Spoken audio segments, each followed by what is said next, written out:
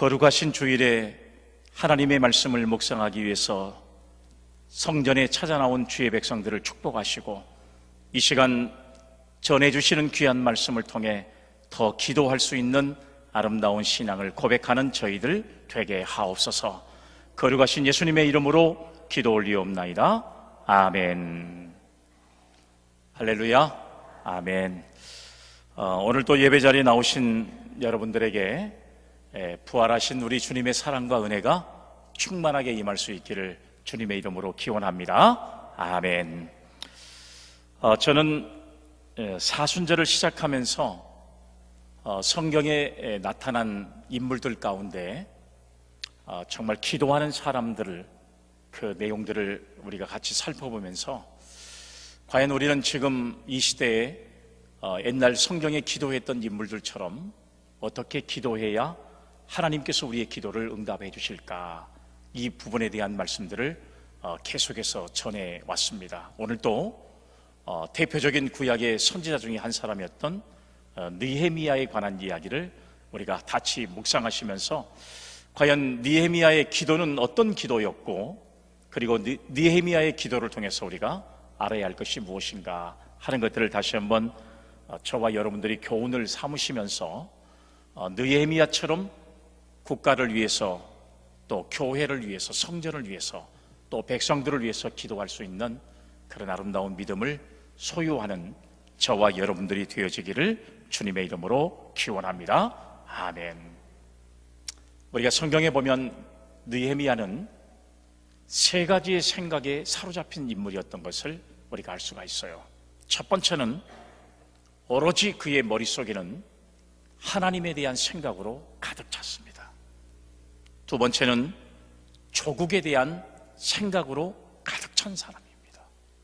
뿐만 아니라 세 번째는 하나님의 성전에 대한 생각으로 가득 찬 사람이 우리가 오늘 소개되고 있는 느헤미야의 신앙과 믿음이었던 것을 알 수가 있습니다.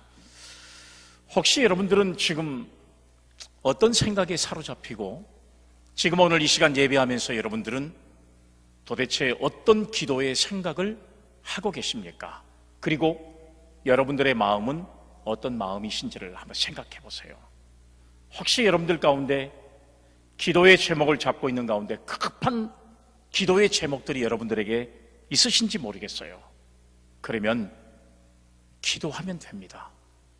더 중요한 것은 급할수록 목숨을 걸고 기도했던 느헤미야처럼 기도할 때 나라가 살고 교회가 살고 나 자신이 살아나는 놀라운 회복의 역사가 임하게 될 줄로 믿으시기를 바랍니다. 아멘. 여러분, 느헤미야는 이 바벨론의 포로 시절을 회상하면서 하나님의 은혜로 예루살렘으로 귀환된 사람이었습니다. 그는 귀환하기 전에 현실의 문제를 바라보게 됐습니다. 지금 이스라엘의 현실은 성전이 회파되고 성벽이 다 무너지고 성문은 불에 타서 아주 엉망이 되어버리는 예루살렘의 아주 급박한 현실을 예루살렘에 귀환하기 전에 이미 듣고 있었다고 하는 사실이에요. 성문이 무너진 것은 바벨론 포로 시절에 있었던 사건이었지만 성문이 무너진 지 142년이 지났지만 그 성전은 그대로 남아있는 상태였습니다. 하나님을 믿는 이스라엘 백성들은 무너진 하나님의 집, 도적질당한 성전의 기물들, 허물어진 성벽을 매일 지나면서 그들의 마음은 얼마나 가슴이 아팠을까. 갈수록 무너져버리고 회파되고 있는 하나님의 성전을 바라보면서 얼마나 안타까운 마음이 그들 마음속에 있었을까 하는 생각을 가져보게 돼요. 이것이 오늘 느헤미야 1장의 말씀의 본문의 배경이 되는 상황입니다. 그래서 느헤미야가 성전 건축을 하려고 할 때는 때가 주전 440년이었는데요. 그러니까 지금으로 말하면 약 한 2500년 전에 일이 바로 오늘 성경에 나타나 있는 사건의 기록입니다.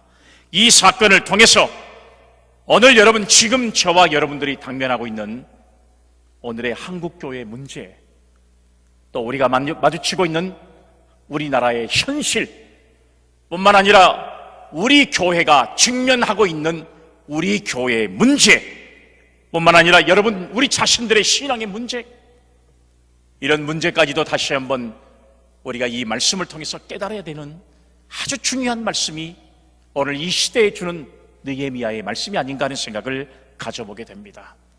여러분, 역사는 과거에도 있었지만 지금 현재에도 존재합니다.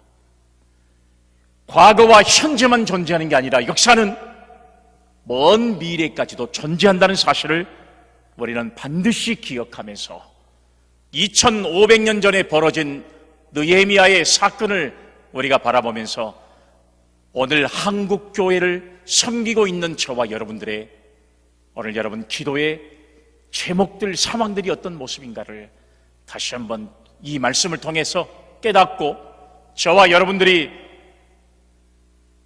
정말 여러분의 이 한국교회를 다시 한번 회복의 역사를 이룰 수 있도록 기도의 사명을 감당할 수 있는 우리 믿음의 성도님들이 다 되시기를 주님의 이름으로 기원합니다. 아멘. 자, 오늘 본문 내용의 말씀의 1절과 2절의 내용의 말씀을 보면 하가랴의 아들 느헤미야의 말이 성경에 기록되어 있습니다. 아닥사스다 왕 20년 기슬리엘 내가 수산성에 있을 때에 내 형제 가운데 하나니가 몇몇 사람들을 데리고 이제 유다에서 왔다고 성경에 기록되어 있습니다. 이게 여러분 오늘 성경의 본문에 나와 있는 말씀이에요. 그래서 나는 포로로 잡혀오지 않고 그곳에 남아있는 유대 사람들의 안부와 예루살렘 교회의 형편을 물어봤다고 성경에 기록되어 있습니다. 느헤미야는 유대인인데 바벨론 포로 시절에 그의 할아버지가 포로로 잡혀왔으니까 느헤미야는 한마디로 말하면 이민 3세라고 우리가 이야기를 지칭할 수가 있습니다. 그러니까 할아버지가 포로로 잡혀오고 난 이후에 아버지 그리고 그의 아들 당사자였던 느헤미야까지, 그러니까 이민 3세의 삶을 살고 있는 것이 느헤미야였습니다. 그런데 우리가 성경의 말씀에 보면 느헤미야는 포로로 잡혀간 페르시아에서 아닥사스다 왕의 술 맡은 관원이라고 하는 직분을 가지고 있는 사람이었습니다. 우리가 술 맡은 관원이라고 하는 이 직은 여러분들이 이미 알고 있는 것처럼 왕과 함께 음식을 나누면서 말동무가 되는 그런 아주 친밀한 관계의 직업을 갖고 있는 사람이 술 맡은 관원장, 이런 역할이었습니다. 당시에 국정을 논하는 여러 가지의 자문을 구하고 소식을 전하는 자가 아니면 감히 이 직을 맡을 수 있는 사람이 없었어요. 그만큼 왕의 신뢰도 받았고 그만큼 실력도 존재했었고 그만큼 많은 사람들로부터 정보도 잘 알고 그리고 왕과 함께 모든 국정을 논할 수 있을 만큼의 지혜도 뛰어난 사람이 느헤미야, 바로 술 맡은 관원장의 역할을 맡았던 사람의 직분이었던 것을 알 수가 있습니다. 여러분, 도대체 예루살렘에서 포로로 잡혀온 이민 3세가 어떻게 그 나라에서 왕과 대면하고 왕과 국정을 논하고 그리고 왕과 대화를 할 수 있는 가장 측근의 일을 감당할 수 있는 술 맡은 관원장의 역할을 맡을 수가 있었을까요? 우리가 여러분 이런 내용을 보면 그만큼 느헤미야는 실력을 갖춘 사람이었다. 그리고 그만큼 신앙을 갖춘 사람이었다. 이렇게 우리가 평가를 할 수가 있어요. 여러분, 좀 실력이 있으면 믿음이 없어요. 좀 믿음이 있는 사람들이다 그러면 조금 실력이 떨어진 사람도 있을 수 있습니다. 실력과 믿음을 동시에 겸비하고 있는 사람이 있다면 얼마나 여러분 한국교회가 또 우리 교회가 더 나은 미래의 발전을 이루는데 아주 중요한 역할을 할 수 있는 그런 일꾼이 될 수 있을까, 이런 생각들을 가져보면서 오늘 이 자리에 예배하는 우리 사랑하는 성도들은 실력과 그러니까 지혜와 그리고 하나님을 믿는 신앙이 겸비될 수 있는 그런 느헤미야 같은 인물이 되어야 사회를 변화시키고 그리고 무너진 예루살렘의 성을 복원시킬 뿐만 아니라 지금 여러분 땅에 떨어져서 사람들로부터 정말로 비난의 대상이 되고 있는 한국 교회를 살릴 수 있는, 그리고 교회가 회복될 수 있는 역사를 이룰 수 있는 인물이 되어줄 수 있다는 사실을 우리는 여러분 다시 한번 우리 자신들을 돌이켜볼 수 있는 신앙이 있기를 주님의 이름으로 기원합니다. 아멘. 오늘 이민 3세였던 느헤미야, 대단한 사람이잖아요. 바벨론의 포로로 잡혀와서 자기 조국을 향한 애국심이 얼마나 남달랐는가 하는 것들을 우리는 느헤미야서의 말씀을 통해서 절절하게 느낄 수가 있습니다. 여러분, 오늘 성경에 기록되어 있는 수산성은 예루살렘에서 어느 정도 떨어져 있는 거리냐 그러면 1200km가 떨어져 있는 거리였습니다. 굉장히 먼 거리잖아요.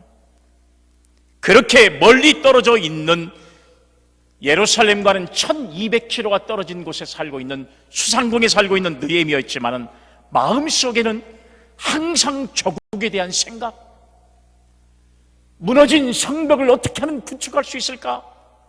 무너진 교회 성전이 어떻게 하면 다시 회복될 수 있을까?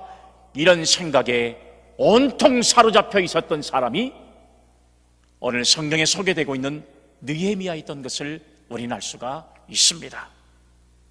성전이 다 무너지고 성문은 불타고 성벽은 다 회파되고 수많은 사람들은 조롱하면서 그 곁을 지나갈 때 느헤미야 마음은 견딜 수가 없는 그런 마음이었던 것을 우리는 오늘 성경 본문을 통해서 알 수가 있습니다. 그가 말했잖아요. 본문 3절 말씀 보세요. 그들이 내게 이르되 사로잡힘을 면하고 남아있는 자들이 그 지방 거기에서 큰 환난을 당하고 능욕을 받으며 예루살렘 성은 허물어지고 성문들은 불탔다 하는지라. 여러분, 이렇게 말씀하고 있잖아요. 디아스포라 유대인들은 자기 조국이 그렇게 파멸되었다는 소식을 듣고 견딜 수가 없었을 것입니다. 과거에 독립운동을 하고 일제에 수많은 대항을 했던 독립군들이 조국을 떠나고 중국이라든지 몽골이라든지 이런 곳에 진을 치면서 조국에 대한 생각, 조국에 대한 그리움, 얼마나 여러분 대단했을까 한번 생각해 보세요. 그러면서 조국이 정말로 더 힘들어지고 어려운 상황을 들을 때마다 그들은 피가 거꾸로 솟는 이런 심정과 마음으로 조국의 광복을 위해서 얼마나 많은 희생과 피를 흘리는 전투를 해가면서 조국의 광복을 위해서 애썼던 그 사람들의 모습을 우리는 여러분 상상해 볼 수 있잖아요. 역사가 증언하고 있으니까요. 느헤미야를 포함한 바벨론의 포로가 되어 있던 수많은 사람들은 다 이런 생각을 가지고 있었을 거라고 생각이 되어져요. 느헤미야는 이스라엘 백성들이 고난과 수모를 당하고 있고 예루살렘 성벽이 무너졌다는 소식을 듣고 주저앉아 울고 말았습니다. 그는 몇 날 며칠 동안 슬픔에 잠긴 채 금식하면서 하늘의 하나님 앞에 기도했다고 성경에 오늘 여러분 기록하고 있는데요. 여기 본문 4절 말씀에 보면 내가 이 말을 듣고 앉아서 울고 수일 동안 슬퍼하며 하늘의 하나님 앞에 금식하며 기도하여 라는 말씀이 성경에 기록되어 있습니다. 이것이 예레미야가 조국에 대한 그리움, 무너진 성벽에 대한 회복의 역사를 이루면서 하나님 앞에 몇 날 며칠이고 울고 금식하면서 하나님 앞에 기도한 내용이 오늘 성경에 나타나 있는 것을 우리가 볼 수 있잖아요. 느헤미야의 기도의 성격은 뭐냐면 하늘의 하나님 앞에 금식하며 기도했다는 사실을 성경이 오늘 우리에게 증언하고 있는 것을 우리가 볼 수가 있습니다. 여러분, 눈물과 통곡이라고 하는 것은 순간에 나오는 게 아니에요. 우리가 무슨 말을 들었다고 해서 금방 눈물이 나오고 통곡이 됩니까? 아니에요. 그것이 그렇지 않습니다. 오늘 내가 무슨 이야기를 들었다고 해서 금방 통곡할 수 있는 게 아니에요. 그만큼 오랫동안 마음을 생각하고 사랑하고 그리워하는 사람만이 통곡할 수 있고, 가슴 찢어지게 애통하는 사람만이 통곡할 수 있는 것이지 갑자기 통곡하는 것은 아니라고 하는 사실이에요. 그냥 여러분 적당히 눈물을 흘린 거하고는 달라요. 느헤미야는 통곡하면서 하나님 앞에 눈물을 흘리며 금식했다고 하는 사실. 얼마나 하나님에 대한 생각, 조국에 대한 생각, 무너진 성전에 대한 생각의 그리움에 잡혀 있으면, 이런 고국의 소식을 듣고 난 이후에 느헤미야는 하나님 앞에 통곡하면서 금식하고 기도했다고 하는 사실, 이것이 오늘 성경이 우리에게 증언하고 있는 느헤미야의 기도의 모습인 것을 우리가 알 수가 있습니다. 우리가 이렇게 눈물이 없고 통곡이 없는, 감정이 메말라 있는 시대에 살고 있는 이유는 뭐냐 그러면, 우리가 너무나 이기적이고 물질에 얽매이기 때문인 것입니다. 경쟁하고 싸우고 탐욕과 욕심에 얽매여져 있고 분노하고 미워하는 것이 우리의 삶이잖아요. 다시 말하면 도대체 내가 왜 사는지, 어떻게 살아가야 하는지, 내 인생의 목적과 방향이 무엇인지 방향을 모르고 살고 있기 때문에 우리는 눈물도 안 나오고 통곡도 안 나오는 겁니다. 미움의 심정이 애곡하고 통곡하고 사랑하는 마음보다 훨씬 더 분열하고 싸우고 미워하고 질시하고 이런 마음들이 우리 마음속에 훨씬 더 많기 때문에 그래요.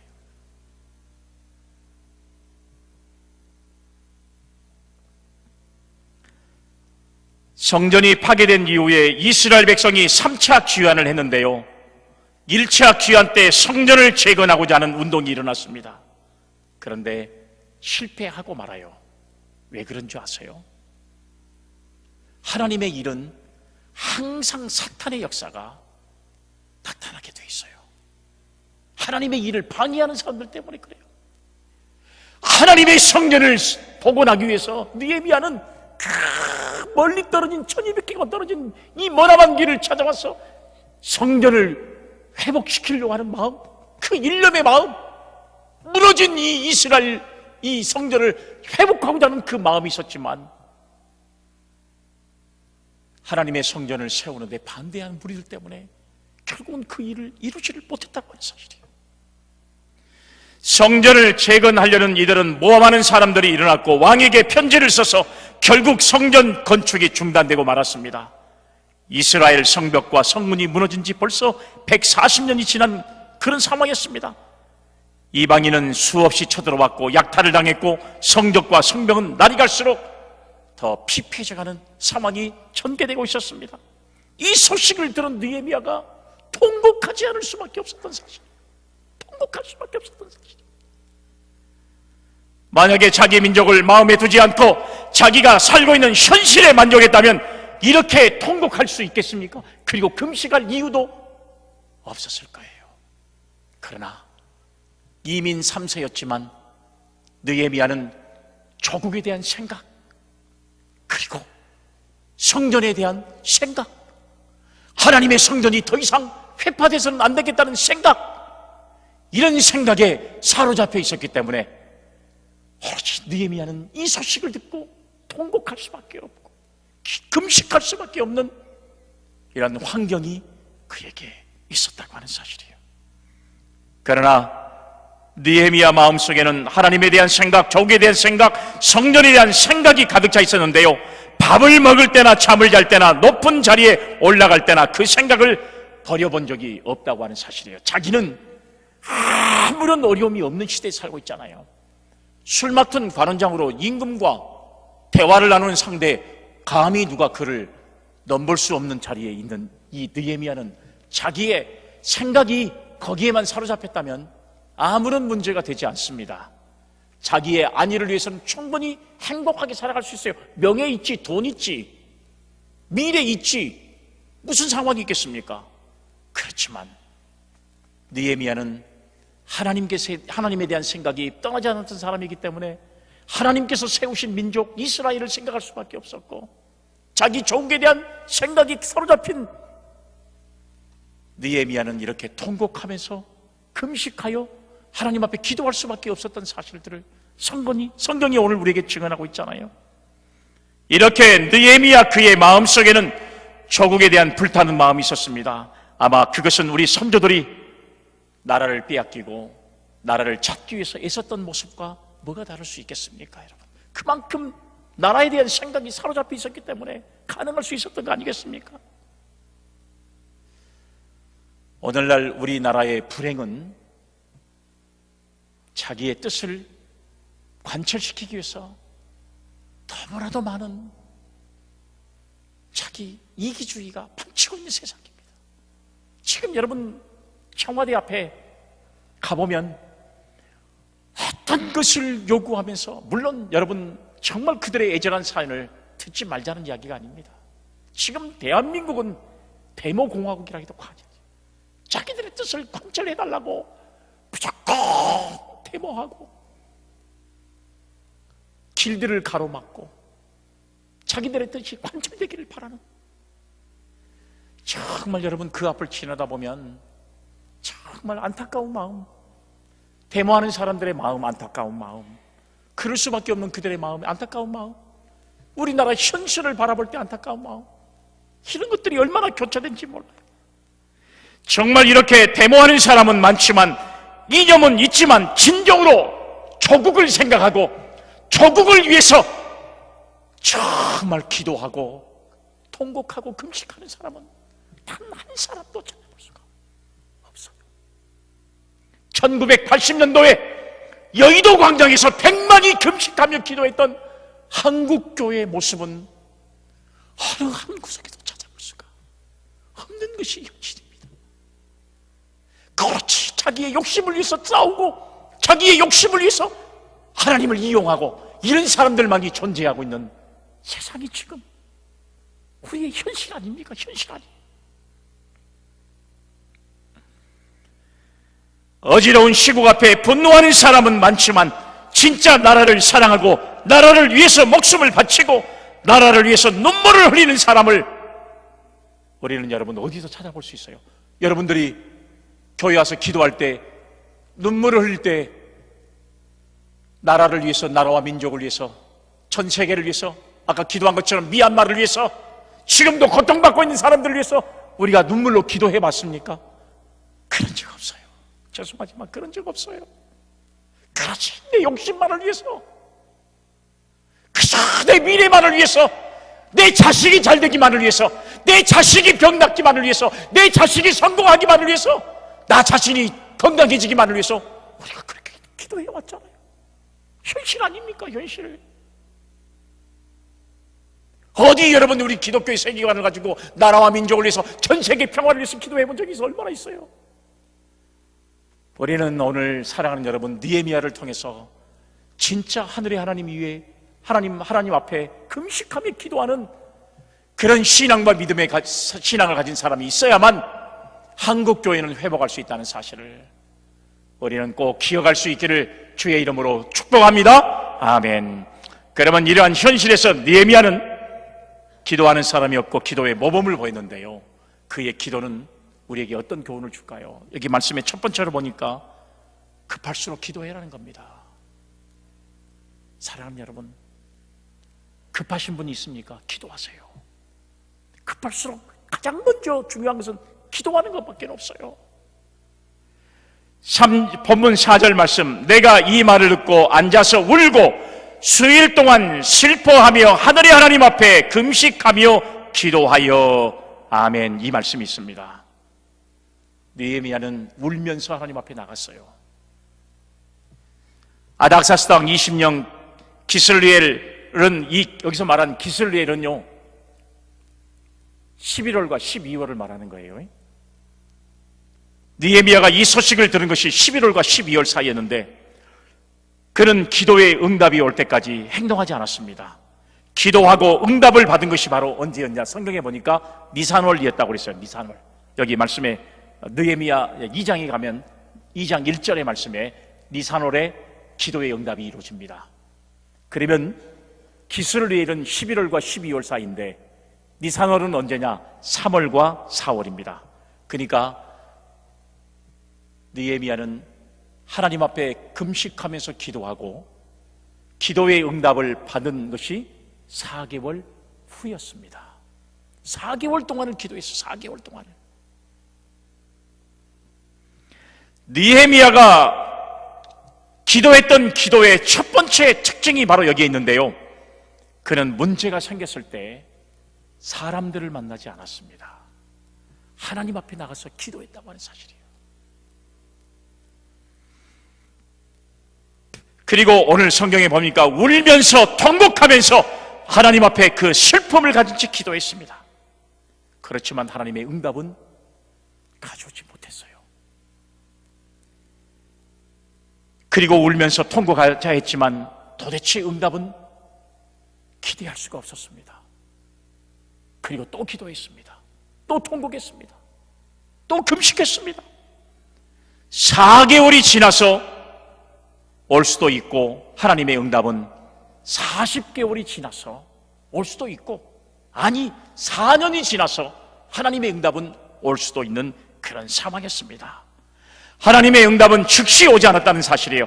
우리는 이렇게 언제 응답을 이룰 수 없는 상황이 전개된다 할지라도 우리는 여러분 급하면 사람에게 가지 말고 하나님 앞에 나가서 기도했던 느헤미야의 기도의 모범을 배울 수 있기를 주의 이름으로 축복합니다. 아멘.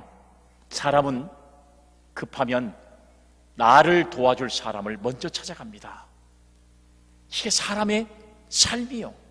그러나 신앙생활하는 우리들은 사람을 먼저 찾기보다는 급할수록 하나님 앞에 나가는 자세가 훨씬 더 중요하다는 사실을 말씀해주고 있습니다. 사람들은 인간적인 방법을 다 취하고 나서 마지막으로 방법을 쓰는 것은 뭐냐면, 하나님 내가 새벽기도에 가서 기도하러 가겠습니다 하고 새벽기도 나와요. 어처구니 없지요. 반대로 되고 있는, 반대로 먼저 하나님 앞에 나와 새벽기도 때 기도하면 하나님의 응답을 이룰 수 있는데, 인간적인 방법 다 사용해보고 안 되니까 마지막에 새벽기도 나오고 하나님 앞에 나오는 거꾸로 방법을 사는 거예요. 신앙인들은 거꾸로 사는 거예요. 이런 신앙이 돼서는 하나님의 응답을 이룰 수 없어요. 급할수록 하나님 앞에 나와 하나님께 금식하며 기도할 수 있는 우리 믿음의 성도님들이 다 되시기를 주의 이름으로 축복합니다. 아멘. 두 번째는 죄를 고백하며 기도해야 한다는 사실이에요. 죄를 고백하고서 기도해야 한다. 본문 5절 말씀, 이르되 하늘의 하나님 여호와 크고 두려우신 하나님이여, 주를 사랑하고 주의 계명을 지키는 자에게 언약을 지키시며 긍휼을 베푸시는 주여 간구하나이다. 이렇게 고백합니다. 느헤미야가 기도할 때 먼저 하나님의 능력과 위대하심과 하나님이 창조주이심을 선포합니다. 우리는 내 기도가 너무 급해가지고 내 이야기부터 꺼날 때가 많았어요. 하나님 앞에 기도하기 시작하면 하나님 앞에 먼저 영광을 돌리고, 하나님은 이 세상의 모든 것을 창조하시고 운행하시며 하나님이 이 세상의 모든 것들을 다 주관하십니다. 하나님은 만유의 주가 되십니다. 이렇게 먼저 안 고백하고 내 할 이야기부터 해. 하나님 내가 무슨 문제가 벌려졌고, 내가 내일 뭐 어쩌고, 내가 무엇이 어쩌고 내 이야기부터 하는 거예요. 그러나 느헤미야는 오늘 말씀해 보니까 그렇게 하지 않았습니다. 크고 두려운 하나님은 능력의 하나님이시라고 고백한 겁니다. 사랑의 언약을 지키시는 분이라는 사실을 생각하면서 하나님의 신실하심을 자기는 확신한다고 고백하고 있습니다. 본문 6절 보세요. 이제 종이 주의 종들인 이스라엘 자손을 위하여 주야로 기도하오며 우리 이스라엘 자손이 주께 범죄한 죄들을 자복하오니 주는 귀를 기울이시며 눈을 여시사 종의 기도를 들으시옵소서. 나와 내 아버지의 집이 범죄하여 라는 말씀으로 이 말씀을 이야기하고 있어요. 사랑하는 여러분, 느헤미야는 자기의 이야기를 먼저 내놓지 않았어요. 오늘 여기 말씀해 보니까 죄를 고백하고 기도했습니다. 자기 자신의 죄, 우리 조상들이 신앙과 믿음으로 살지 못한 죄, 이런 것까지도 전부 내어놨다는 사실이에요. 죄를 고백하는 기도를 해야 한다는 사실입니다.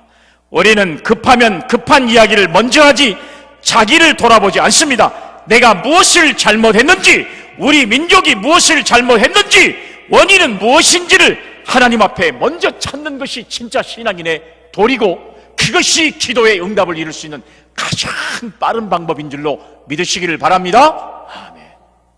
아멘 좀 하소. 아멘. 그렇게 믿으시기를 바랍니다. 아멘 다 할 줄 알면서 아멘, 이 좋은 말을 들으려면 아멘 좀 하소. 나도 지금 생각도 못한 말들을 막 하고 있는데 내가 언제 이렇게 이런 말을 할 수 있는 지혜가 있어요? 없어요. 저 무지한 사람이잖아요. 그러면 이렇게 생각지도 못한 말을 하면 아멘으로 화답해야지. 그렇게 될 줄로 믿습니다.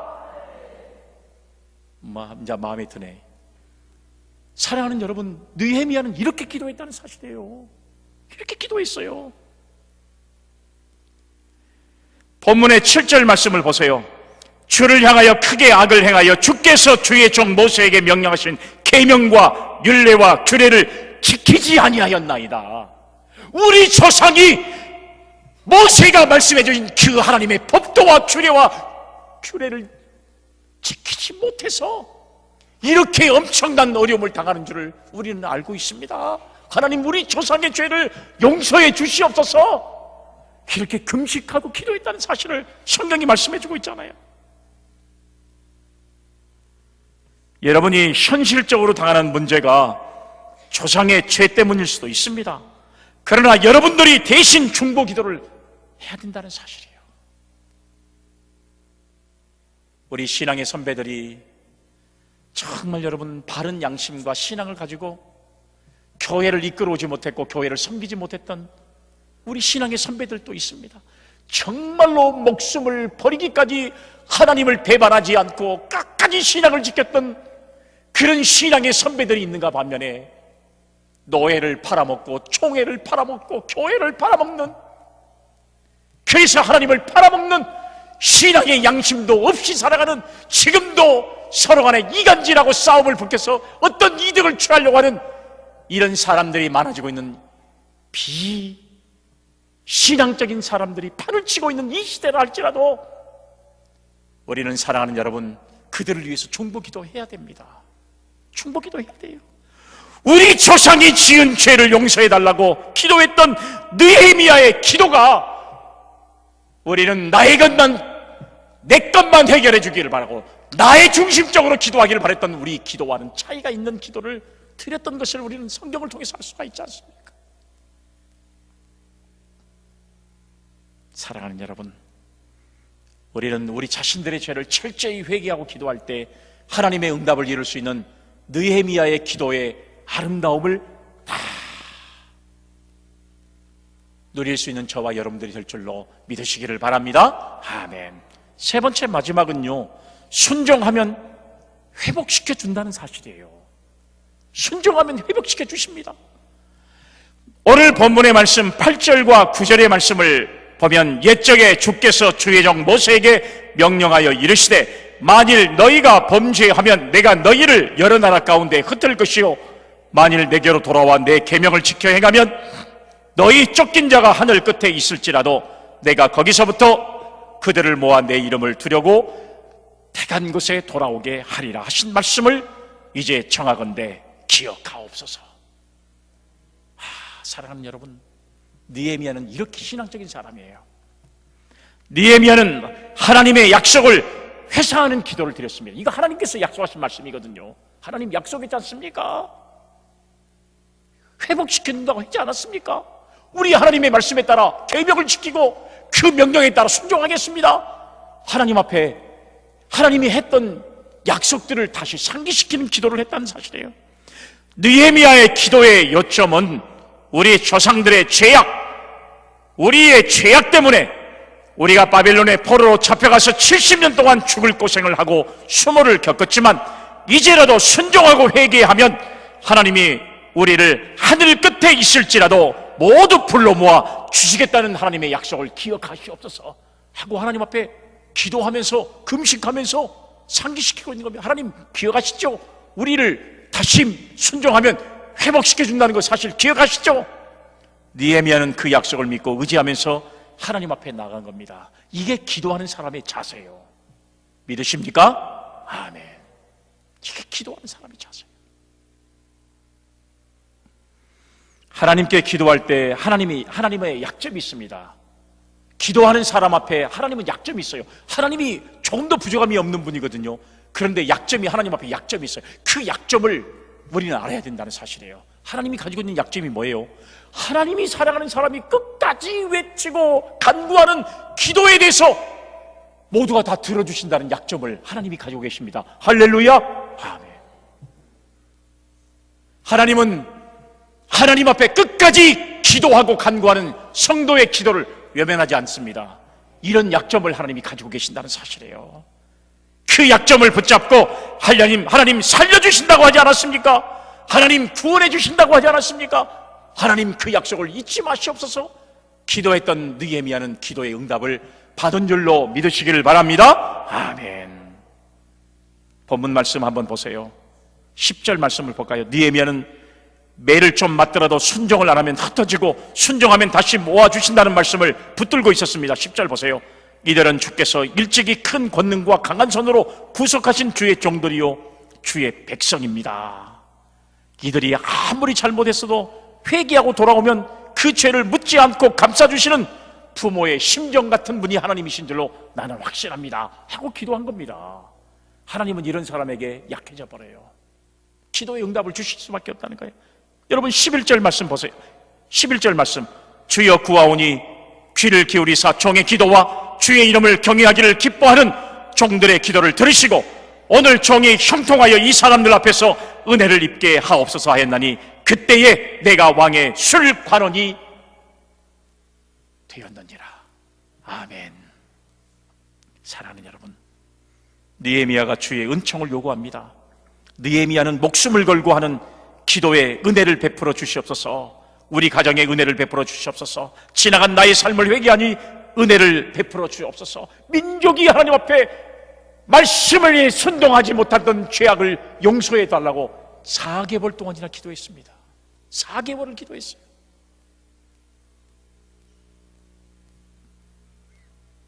마지막 더 중요한 말은 그때 나는 왕에게 술을 따라 올리는 사람이었습니다. 이렇게 고백하고 있잖아요. 이 말은 무슨 말이에요? 내가 할 수 있는 일은 하나님 술 따른 것밖에 없습니다. 이렇게 고백하는 거예요. 그러니까 느헤미야는 얼마나 겸손한 사람인지 알 수 있잖아요. 나는 술 따른 것밖에 할 수 없는 사람입니다.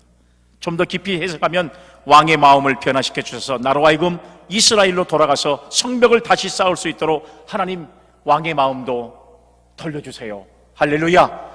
하나님께서 왕의 마음을 돌리셨어요? 안 해주셨어요? 돌리셨습니다. 그래서 느헤미야는 총독으로 자기의 조국으로 돌아와서 무너진 성벽을 다시 수축하고 하나님께 영광의 제사를 드렸던 믿음의 사람인 줄로 믿으시기를 바랍니다. 아멘. 이게 여러분 느헤미야가 하나님 앞에 금식하며 기도했던 기도의 결과가 이렇게 되어진 줄로 믿으시기를 바랍니다. 아멘. 오늘 느헤미야에게서 우리는 두 가지를 배워요. 첫 번째는 나라를 사랑하고 하나님을 사랑하고 성전이 회파된 성벽과 불탄 성읍을 회복시키고자 하는 열정이 있는 사람. 여러분 그저 밥 한 끼 굶는 금식이 아니라 정말로 자기의 목숨을 걸고 생명을 거는 기도의 삶을 통해서 하나님의 응답을 받아내고야만은 느헤미야의 그런 간절한 기도가 성경에 기록되어 있다는 사실을 알 수 있잖아요. 또한 여러분 느헤미야는 비전의 사람이면서 동시에 그 비전을 기도로 승화시켰던 사람이 바로 느헤미야였던 사실을 알 수 있잖아요. 기도만 하고 있으면 안 돼요. 하나님께서 주신 기도의 비전과 꿈을 가지고 그것을 행동으로 옮기는 신앙의 삶이 바로 느헤미야였던 것을 알 수가 있습니다. 오늘 이 시간 예배하는 사랑하는 성도 여러분, 나라에 대한 걱정 많으시죠? 많습니다. 저도. 여러분 세계에 대한 걱정 많으시죠? 많습니다. 지금 세계에서 벌어지고 있는 수많은 사태들, 여러분 이거 과연 어떻게 마무리할 수 있을까 상상도 못합니다. 또 여러분 염려되는 것들 많지요? 환경의 문제, 자연의 문제, 여러분 이런 문제들 걱정되는 거 많지요? 우리가 이런 문제가 우리에게 와 닿을수록 우리는 하나님 앞에 금식하면서 기도하는, 그래서 하나님의 응답을 이뤘던 느헤미야 같은 신앙과 믿음이 오늘 예배하는 저와 여러분들에게 충만하게 임할 수 있기를 바랍니다.